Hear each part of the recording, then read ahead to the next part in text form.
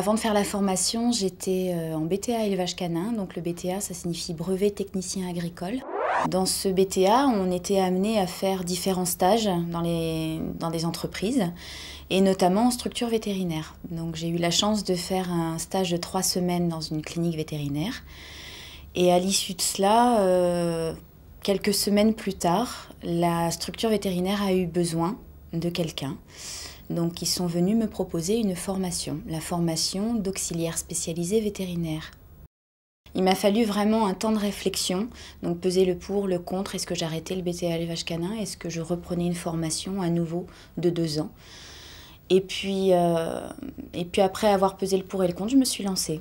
Donc c'était 10 semaines de formation sur le centre, donc toute la partie théorie, et tout le reste du temps en structure vétérinaire. Donc ça alliait théorie et pratique. C'était pour ça que j'ai trouvé ça génial, parce qu'on avait la partie théorie, on pouvait tout de suite derrière le mettre en pratique. Ça a été un enrichissement personnel tous les jours, parce que tous les jours j'avais l'impression d'apprendre.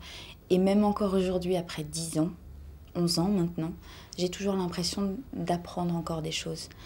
C'est une branche de métier où il y a un côté rébarbatif, comme dans tous les métiers. Mais à côté de ça, on apprend tous les jours parce qu'on a affaire à des cas différents. Quand on a la chance de changer de structure régulièrement, on voit d'autres façons de travailler, on voit des structures différentes, des façons différentes de travailler. C'est ça qui est très très riche finalement. Donc quand j'ai intégré le CNFA d'Aix-en-Provence, je me souviens qu'il y avait un petit peu d'appréhension parce que je ne connaissais pas du tout ce système de formation, je ne connaissais pas du tout le métier finalement, puisque à part les 3 semaines de stage, ce n'est pas suffisant pour se faire vraiment une idée du métier. On a été très très bien accueillis par toute l'équipe sur place, on a été très bien encadrés. Le gros avantage de la formation par alternance, c'est d'allier la pratique et la théorie. Ce que l'on apprend dans un centre de formation, on a tout de suite la possibilité de le mettre en pratique dans la vie professionnelle. Donc, ayant obtenu ce fameux diplôme, alors déjà j'ai ressenti une grande fierté, premièrement. J'étais très fière de moi, parce qu'il fallait se jeter, hein, c'était pas si évident que ça. Après l'avoir obtenu, j'ai eu la chance que le vétérinaire qui m'avait proposé donc ce contrat, finalement a voulu me garder. Donc m'a proposé un contrat à durée indéterminée. Après ces 10 années d'expérience dans les différentes structures, j'ai appris qu'il y avait un poste à pourvoir dans le centre de formation dans lequel j'avais fait ma formation. Je me suis donc lancée, j'ai osé envoyer une lettre de candidature. À la suite de cela, j'ai été convoquée pour un entretien.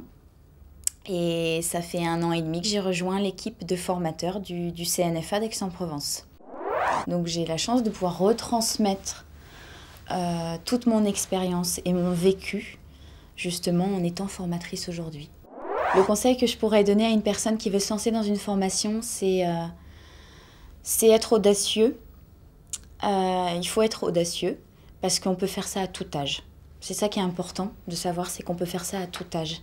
Et voilà, savoir se lancer, être passionné aussi. Pas se lancer dans n'importe quelle formation sous prétexte de faire une formation. Être passionné par ce qu'on va faire.